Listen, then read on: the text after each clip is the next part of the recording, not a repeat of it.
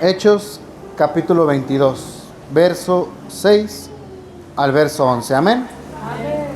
Dice en el nombre de Cristo Jesús así: pero aconteció que yendo yo, al llegar cerca de Damasco, como a mediodía, de repente me rodeó mucha luz del cielo, y caí al suelo, y oí una voz que me decía: Saulo, Saulo, ¿por qué me persigues? Yo entonces respondí: ¿quién eres, Señor? Y me dijo: yo soy Jesús de Nazaret, a quien tú... Y los que estaban conmigo vieron a la verdad la luz y se espantaron, pero no entendieron la voz del que hablaba conmigo. ¿Qué haré, Señor? Y el Señor me dijo: levántate y ve a Damasco, y allí se te dirá todo lo que está ordenado que hagas. Y como yo no veía a causa de la gloria de la luz, llevado de la mano por los que estaban conmigo, llegué a Damasco. Está ahí. Puede tomar asiento y, ya sabes, sin dejar de glorificar el nombre bendito de nuestro Dios. Amén. El tema de esta preciosa noche, a pesar de la lluvia, a pesar del inconveniente, mejor de que esta lluvia hace que la temperatura baje un poquito, ¿verdad? Y que ya todos tengamos acá nuestro suéter. Pero Dios, yo creo que Dios, su Espíritu y su palabra es lo que en esta noche nos puede dar ese calorcito, esa temperatura necesaria, porque es el abrigo de Dios en nuestra vida. El tema de esta noche se llama una verdadera conversión. Amén. Amén. El tema de esta noche se llama una verdadera conversión. Y por eso es que toco el tema en Hechos capítulo 22, porque a pesar de que la Santa Escritura nos muestra muchos hombres y mujeres que no conocían de Dios, pero se les manifestó el Señor Jesús y se convirtieron. Pero creo que no hay mejor ejemplo que el mismísimo apóstol Pablo, apóstol de los gentiles, último, él mismo se decía el abortivo de todos los apóstoles, para poder entender lo que es una verdadera conversión. A eso tenemos que entender que es conversión. No estamos convirtiendo monedas de peso a dólar, o dólar a dólar canadiense o a euros, sino a una conversión genuina de un estado, de una persona a otro. Un cambio total. Por eso hablé acerca de las monedas, porque si usted utiliza el peso, que es moneda mexicana, y lo lleva a Estados Unidos, en Estados Unidos no tiene valor. Igual pasa en esto que es hoy la realidad cristiana, la vida cristiana, el conocer del Evangelio. Cuando nosotros nos presentamos delante de Dios con nuestra antigua naturaleza, o todavía con una conversión no genuina, o es más, ni siquiera convertidos, no tiene ningún valor lo que hagamos. Aunque leamos la Biblia no tiene ningún valor, aunque oremos no tiene ningún valor. Lo que se necesita es una verdadera conversión. Ahora, ¿qué conlleva a una verdadera conversión? No, pues nada más consta en orar, creer en que Jesús es el Señor y hasta ahí basta. No, una verdadera conversión consta de varias partes. Lo primero es que requiere que todo sea genuino, que sea real, que no sea fingido. Es decir, primero se requiere el arrepentimiento.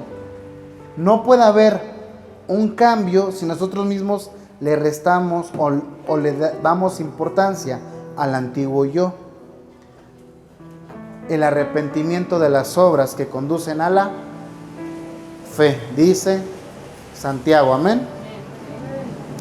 Cuando nosotros conocemos del Señor y nos arrepentimos de nuestra vida pasada, de nuestros pecados, de nuestros errores, el Señor nos recoge, el Señor nos adopta, nos pone un sello y dice: ahora eres mi hijo, eres mi hija. Pero la verdadera conversión no requiere, no es esa que dice: hago la oración de fe y hasta ahí quedó. No. Una verdadera conversión es cuando en el cambio total que hace el Señor de la persona o del ser humano, de la humanidad, y la cambia por completo y dice: lo voy a romper. Le voy a dar un ejemplo, es un vaso. Este vaso, así como está, no me sirve. ¿Qué hace el Señor? Lo aprieta y lo rompe, que nosotros conocemos como el quebrantamiento del alma, el quebrantamiento espiritual, que es derramar nuestra vida a los pies del Señor. Muchos lo hacen llorando, otros lo hacen arrastrándose, otros lo hacen hincándose, pero requiere un estado de sometimiento total a Cristo Jesús. Puede ser que muchos digan: bueno, es que es lo mismo a Dios que a Cristo Jesús. No, porque ese es el misterio de la conversión, de la genuina conversión. Pablo era un hombre que conocía de Dios.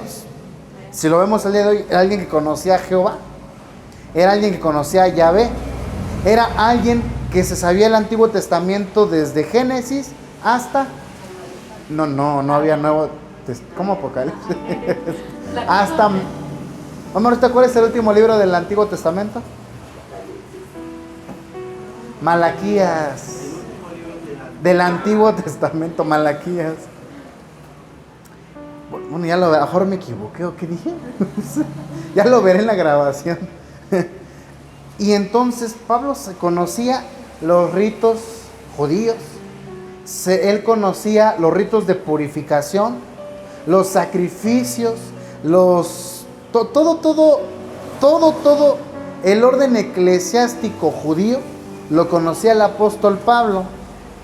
Él mismo, cuando relata en varias ocasiones su conversión, porque en Hechos de los Apóstoles el apóstol Pablo relata su conversión. ¿Cuántas veces relata su conversión el apóstol Pablo?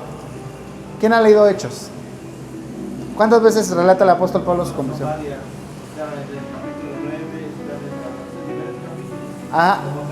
Exactamente, como 2, 3 ocasiones el apóstol Pablo relata su propia conversión. Y entonces en una de esas dice: yo era celoso de la ley. Eso no lo dice en Hechos, lo dice en otro de sus epístolas. Y dice: yo era fariseo de fariseos. Es decir, que ante los ojos del orden eclesiástico, del orden religioso, Pablo era una eminencia.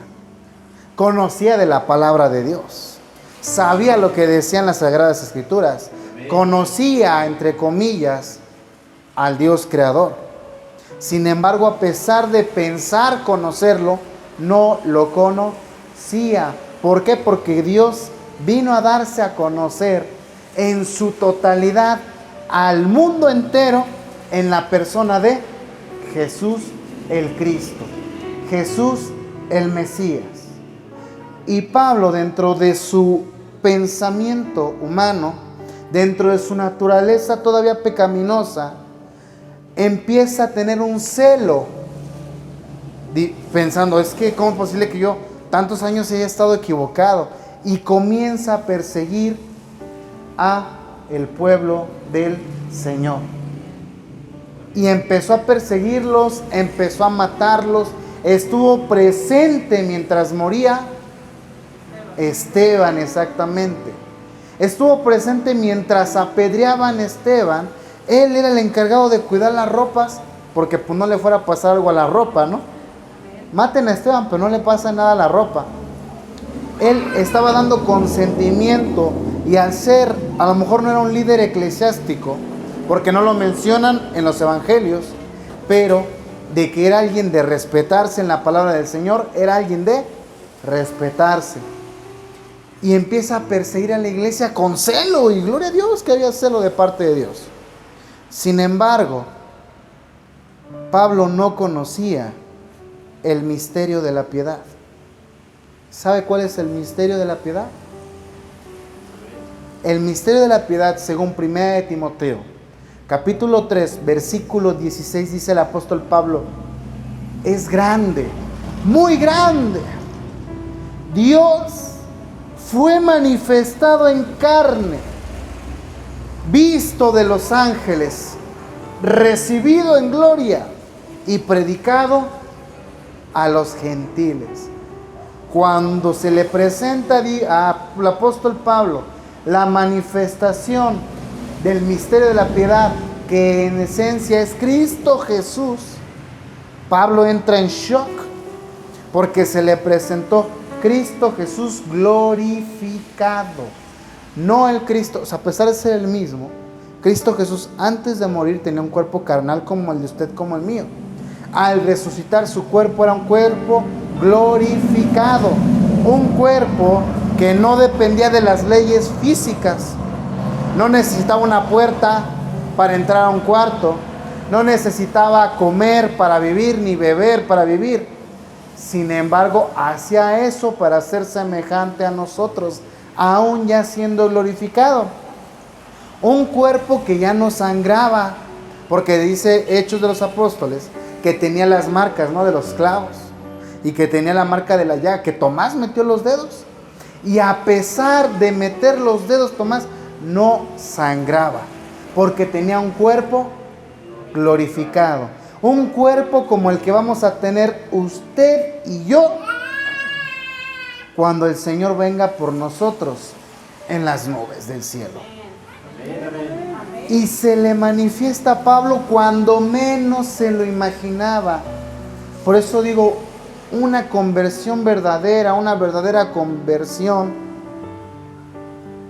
porque el apóstol Pablo lo agarró el Señor como nos agarró a nosotros, en el día menos pensado, en el momento menos pensado. Cristo Jesús tuvo que presentarse ante el apóstol Pablo, así como se nos ha presentado a nosotros por medio de la predicación, por medio de la alabanza, por medio de la adoración, por medio del testimonio, por medio del evangelio. Y entonces se le manifiesta a Jesús, y era tan grande el esplendor que daba y que notaba la presencia del cuerpo glorificado de Cristo, que Pablo lo deslumbra. ¿Cómo se puede decir cuando lo deslumbra? Exactamente, lo deslumbra, porque es como estar, imagine, ver al sol directamente daña, ¿no? Dice, ay, es que vi al sol directamente, es que vi al sol directamente. Ahora imagine tener al creador del sol a escasos metros. Aunque estuviera a 1 kilómetro, el simple hecho de tenerlo ahí nos deja ciegos. Y el apóstol Pablo es lo que le aconteció. Dice que entonces escuchó una voz que le decía: Saulo, Saulo, ¿por qué me persigues? Y Pablo podría decir, ¿no? Pero a ti no estoy persiguiendo a los cristianos, a los del camino, porque antes no se les conocía como cristianos, se les conocía como los del camino. Estoy persiguiendo a los del camino, a esa secta. Pero Jesús, si vamos con más piezas de este rompecabezas, el que le da un vaso de agua a esta chiquitina, me lo da a mí. Aquel que lo recibe, me recibe a mí. Aquel que lo desprecia, me está despreciando a mí. Aquel que los persigue, aquel que persigue a mis siervos, aquel que habla en contra de mis siervos, aquel que mata a mis siervos, está persiguiéndome a mí. Ahí es donde nos damos cuenta que mientras nosotros confiemos plenamente en el Señor, tengamos esa convicción verdadera, el Señor está dentro de nosotros. dentro de cada uno. Él mismo lo dijo. Mi Padre y yo queremos hacer una morada en ustedes. Y Hebreos dice que nosotros somos la casa de Dios. Esto somos. ¿El cuerpo? No, el cuerpo es el templo, pero nosotros somos la casa de Dios. Y Dios es el constructor de esta casa. ¿Por qué me persigues? Y nosotros muchas veces, cuando no tenemos una conversión genuina, seguimos persiguiendo al Señor. Seguimos persiguiendo al Señor. Pude haberlo tocado el domingo cuando hablamos de la unidad, porque a lo mejor aquí no ha pasado, pero pasa muy seguido que en las iglesias andan mucho murmurando. El apóstol Pablo mismo dice, ¿qué son estas murmuraciones? Los mismos apóstoles, ¿cuántos eran los apóstoles? 12. Entre ellos murmuraban, ahora que se muera el Señor, yo voy a ser el líder. No, que yo voy a ser, yo. Jesús, ¿qué son estas pláticas?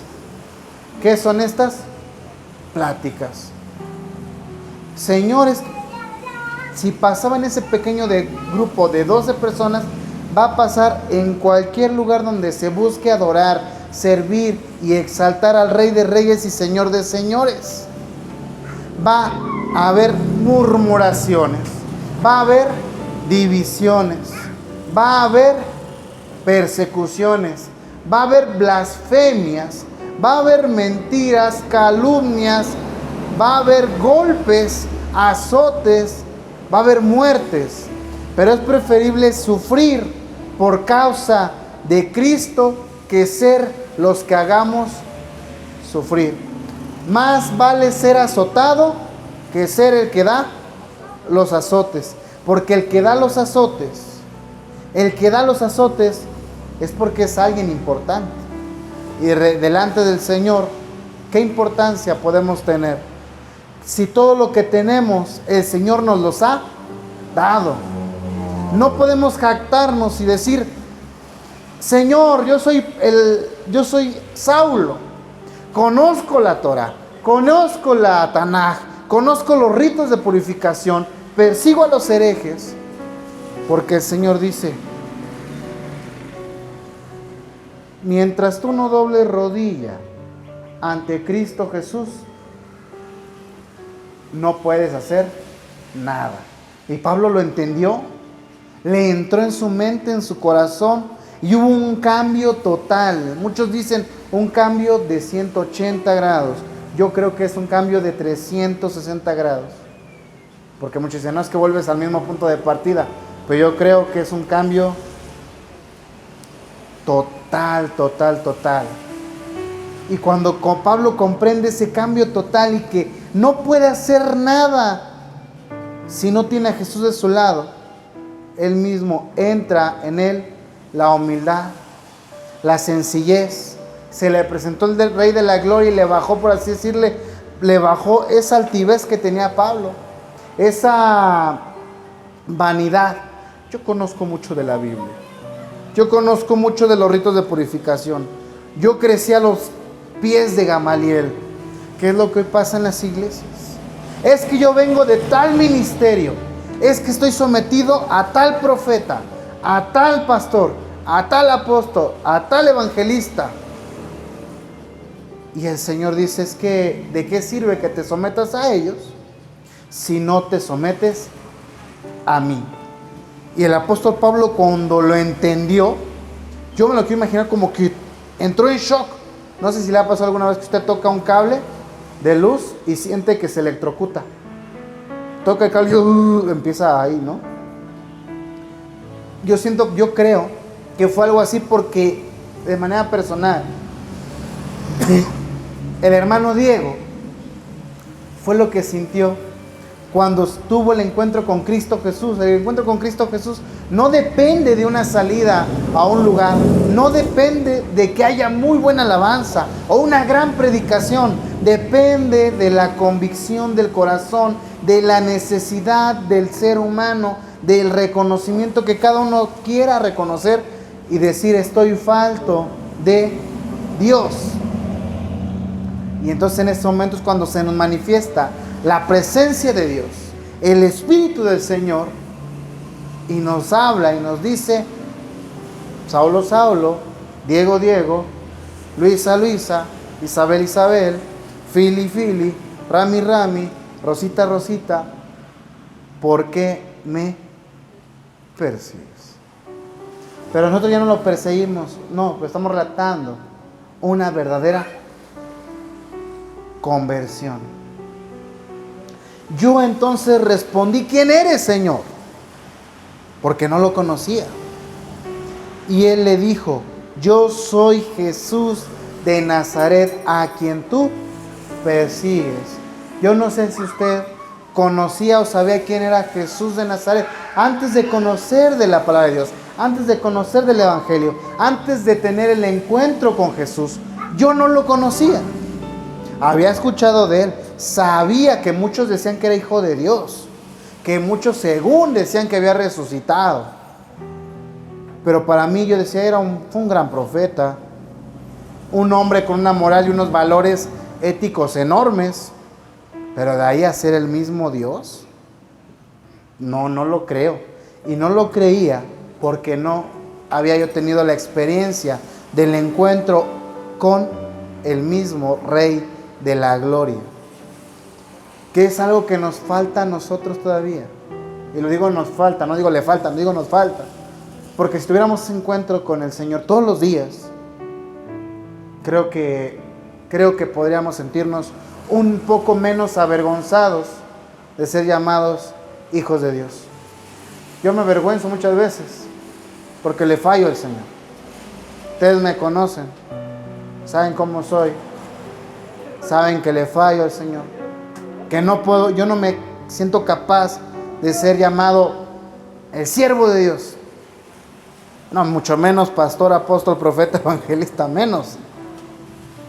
Pero esto es lo que me da a mí esperanza, porque digo, el Señor me permite padecer por bien o por mal, pero me permite padecer, me permite diariamente o lo más que se pueda tener ese encuentro con el Jesús, y es donde, con el Señor Jesús, y es donde el Señor nos desarma por completo. No hay nada que decirle. Cuando el Señor le dijo eso a Pablo, Pablo automáticamente se quedó callado. ¿Qué le podemos decir al Señor? Yo entonces le respondí, 9. Y los que estaban conmigo vieron a la verdad la luz y se espantaron, pero no entendieron la voz del que hablaba conmigo. Y dije: ¿qué haré, Señor? Y el Señor me dijo: levántate y ve a Damasco, ahí se te dirá lo que está ordenado que hagas. Ahora la pregunta, y es donde yo me decía: Señor, cuando yo dije, y ahora, Señor, ¿qué debo hacer? El Señor me dijo: Diego, levántate. Hay muchos que me dicen, o que luego me han preguntado: ¿y cómo te habla a ti Dios? Yo quisiera que Dios me hablara con voz audible, así como te escucho a ti. Pero Dios, la mayoría de veces, me habla por medio de las Escrituras.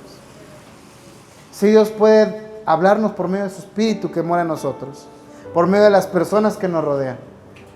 Pero su palabra viva y eficaz, la cual jamás pasará y está cruda, es decir, está, ¿cómo se puede decir? Su esencia, en sustancia, en la palabra del Señor. Yo doy gracias a Dios que todavía no ha llegado la hora en la que nos prohíban este libro, en el que nos digan: aquel que posea una copia de este libro, lo vamos a matar. La vamos a matar. Vamos a matar a su familia, los vamos a encarcelar. Todavía tenemos la libertad en estos tiempos de poder reunirnos, poder leer las Sagradas Escrituras. Y por eso ahí es donde el Señor nos dice, y donde yo creo que dice: mis leyes las voy a poner en su corazón y en su mente. Porque esto ¿Qué va a pasar el día que no tenga usted su palabra, su Biblia? El día que ya no voltee y diga, ¿a dónde iré? ¿A dónde iré? El Señor, cuando nos convence a nosotros, el Señor dice, levántate. Y cada uno de nosotros sabemos qué fue lo que nos dijo el Señor. A uno les dijo, levántate y sírveme. A otro les dijo, levántate y pide disculpas. Levántate y póstrate. Levántate y testifica de mí. Levántate y conóceme. Yo no sé qué le dijo el Señor a usted. A lo mejor en el momento lo obedecimos, pero hemos seguido constantes.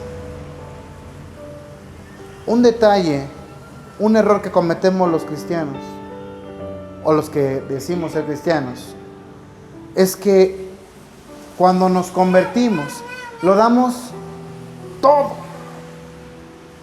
Pero conforme va pasando el tiempo, conforme van pasando las cosas que vemos en el mundo, en el hogar, en la iglesia, en el trabajo, en la escuela, lo vamos dejando atrás.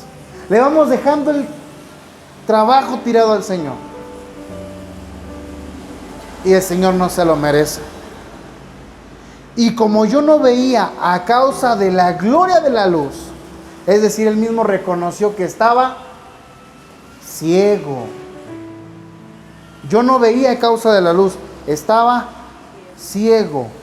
Llevado de la mano por los que estaban conmigo, llegué a Damasco. Ahí en Damasco, Dios le habló a otro hombre, a Ananías, a Pablo. Pero a partir de ese encuentro con el Señor, su vida de Pablo cambió drásticamente. Cambió drásticamente. Y yo creo que nosotros deberíamos de ser como el apóstol Pablo. No ser iguales, sino procurar ser o tomarlo como ejemplo para que nuestra vida cambie drásticamente. Si nuestra vida ha cambiado y podemos decir gloria a Dios. Ahora imagine si realmente cambiáramos con esos cambios drásticos que requiere el evangelio del Señor para poder ser llamados hijos de Dios, hijas de Dios, para poder hablar y que la gente se convierta, para poder decir algo y que la gente se postre a los pies del Señor, para que ninguno de nosotros nos exaltemos y que queramos hacer grandes campañas para que la iglesia se llene, y mientras más gente venga, más dinero dejan, y mientras más dinero, más bonita mi casa, más bonito mi carro, más bonito me vestiré. Sino que el Señor lo que realmente quiere es un pueblo que lo ame, que lo adore, que lo exalte con todo o sin nada. Un pueblo que pueda decirle, Señor, ¿qué quieres que haga? ¿Qué quieres que yo haga, Señor? Señor, yo era así. Tal vez yo le he dicho al Señor, Señor, yo soy cabeza dura, una roca sólida, Señor. Ayúdame a cambiar. Muchos cambian de la noche a la mañana. A mí me cuesta trabajo, Señor. Soy torpe, soy necio. Pero te amo, Señor. Te amo con todo mi corazón, con toda mi alma. No sé ni cómo le hiciste, Señor. Pero dentro de mí arde una llama que me dice, no te puedes despegar de mí. No debes hacerte a un lado de mí. Mucha gente nos dice, ¿y dónde está Dios? ¿Dónde está tu Dios? Le podríamos decir, está en el mismo lugar donde lo dejaste, porque te ha hablado y no lo atiendes. A la iglesia del Señor de hoy día nos gustan las campañas, nos gustan las buenas alabanzas, nos gustan los lugares bonitos, y dejamos al Señor en segundo término. Y ese error que cometemos, amar los medios para adorar al Señor en vez de adorar al Señor. ¿Por qué amas a Dios? ¿Por qué amas a Jesús? Porque me salvó. Lo amo porque me dio vida nueva. Lo amo porque me rescató. Gloria a Dios, ya es un buen paso. Es un buen paso. Pablo, una vez que se convirtió, no vio para atrás. No vio para atrás. Jamás. Y si lo hizo para decir sus errores. Y la gente, imagina nada más. Iba Pablo a Jerusalén.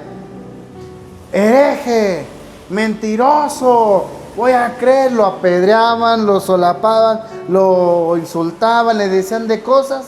Porque los mismos judíos decían, ya se convirtió a esta secta. Y se iba con las iglesias que él mismo había fundado. No se junten con Pablo porque habla muy duro, pero cuando está presente parece un perrito, parece un gatito que ni muerde, un tigre, un león que ni siquiera rasguña. Es muy dócil cuando está presente.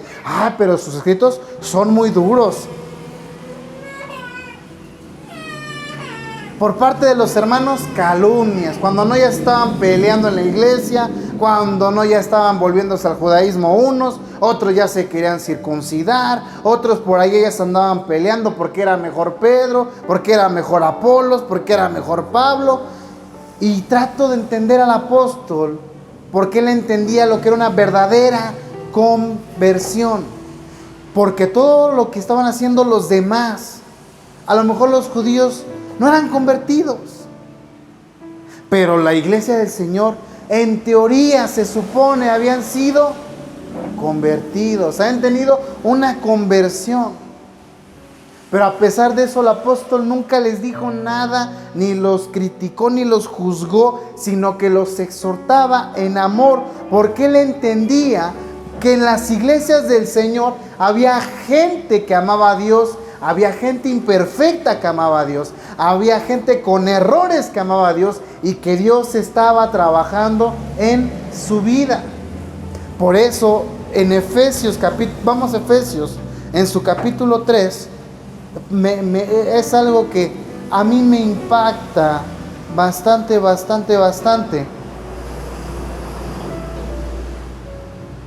Porque es algo que a mí Efesios, en su capítulo 3, en el verso número 14.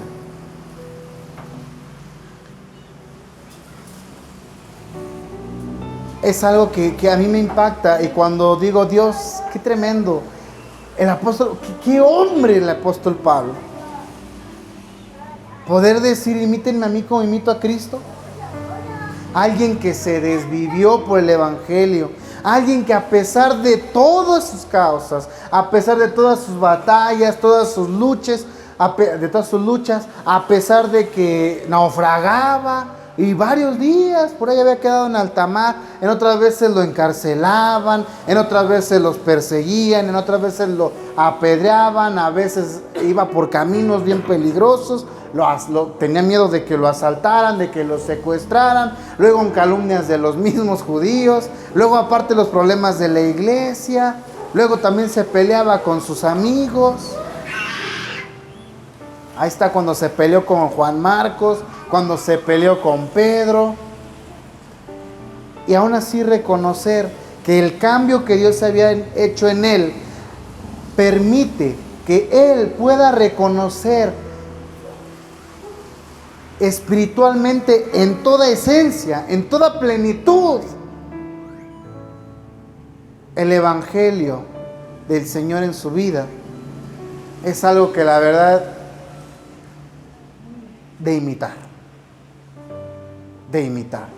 A él no le importaba llegar a un lugar público y empezar a decir, arrepiéntanse, porque el reino de los cielos, él con tal de ganar a los judíos, se hacía judío. Se rapaba la cabeza, cumplía con la doctrina judía con tal de ganar a los judíos. Con tal de ganar a los gentiles, se hacía gentil. Lo invitaban a una fiesta y Pablo iba a la fiesta, pero no participaba de los actos que al Señor no le agradaban. ¿Cómo le va? Yo conozco mucha gente que dice, no entres a la iglesia, bueno, cristianos, no, ya no puedes entrar en la iglesia católica. Y le platicaba a mi esposa unos días. Recuerdo cuando hace algunos años invité a una hermana, una amiga que conozco de la escuela de hace muchos años. Ella era cristiana cuando la conocí y yo no conocía del evangelio. Yo me burlaba de ella. porque ella llevaba su Biblia a la escuela. Y decía, ¿por qué la traes a la escuela? Hay que venir a estudiar, no a leer la religión.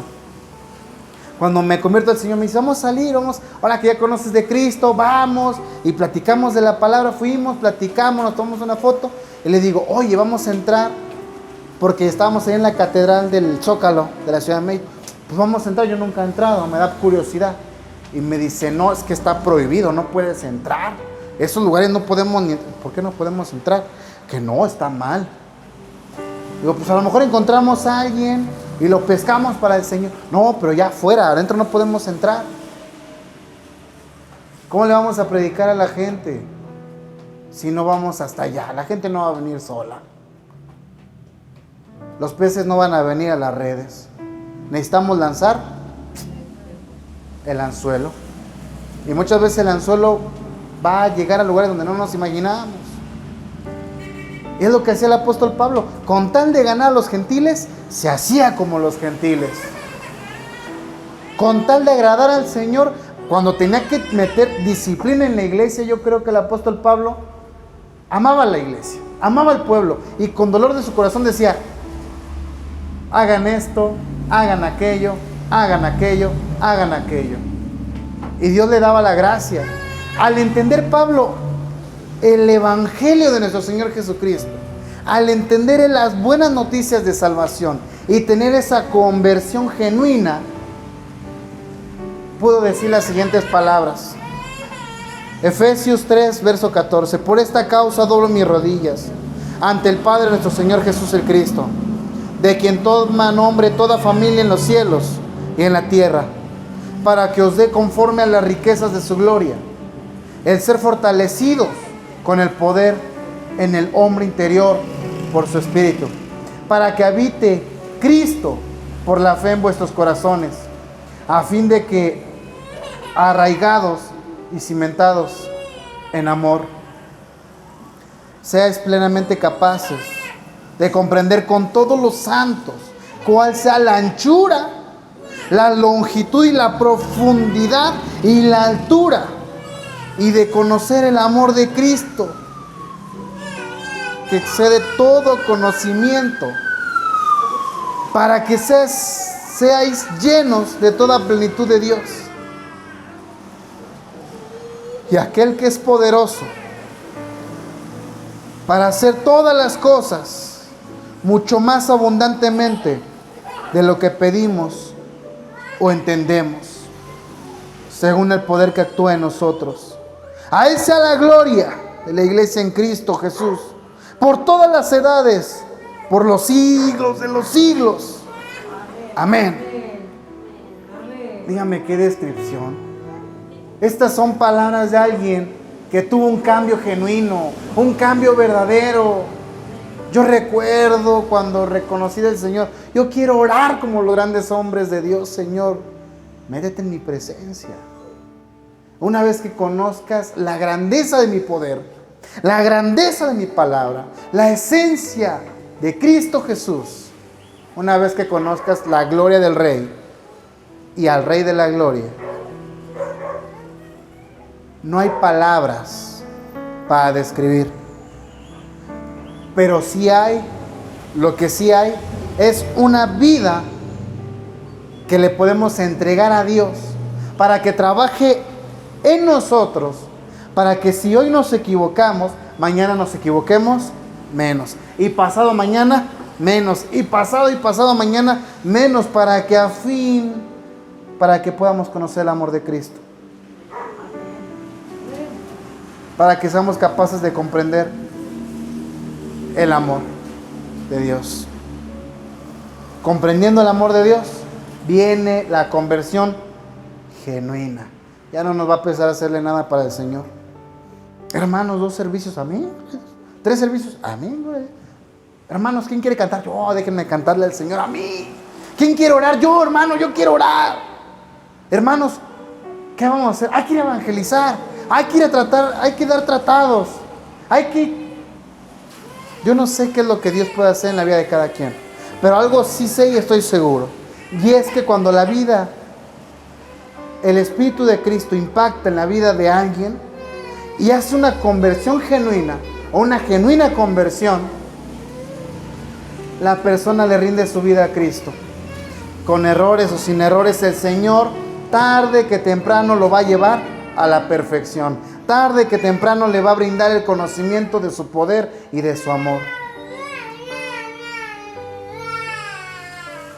Tarde que temprano el Señor le dará lo necesario. Y la persona no va a tener que depender de nadie más que de Dios y su palabra. Porque su palabra es viva. Su palabra nos da vida eterna. Su palabra es la que por fe hoy nos da la salvación. Y la que por fe creemos que Cristo Jesús mora en nosotros. Vamos a ponernos sobre nuestros pies. Vamos a hablar con Dios. Y vamos a platicar con Él. Y le vamos a decir: Dios mío, quiero tener una conversión genuina. Si la tuve al principio, no quiero bajar la guardia. Si la tuve al principio, no quiero tropezarme en el camino. Señor, si me tropecé, me quiero levantar. Quiero seguir, Señor. Seguir tu caminar. Hasta poder conocer la totalidad de tu amor en nosotros. Padre amado, en esta preciosa noche, mi Dios, le doy las gracias. Le doy las gracias por permitirnos compartir de su voluntad, compartir de su palabra. Muchas gracias, Señor, porque nos permite reivindicarnos. Nos permite, mi Dios, ponernos a cuentas con usted, Señor. Solamente usted merece toda gloria, todo honor, todo poder y alabanza, Señor. En los cielos, en la tierra y bajo la tierra, Señor. Al que vive y reina eternamente, Señor. Gracias, mi Dios, por lo que haces, por lo que ha hecho y por lo que hará. Padre amado, en esta noche ponemos en sus manos la vida de los que estamos aquí reunidos, para que sea usted, Señor,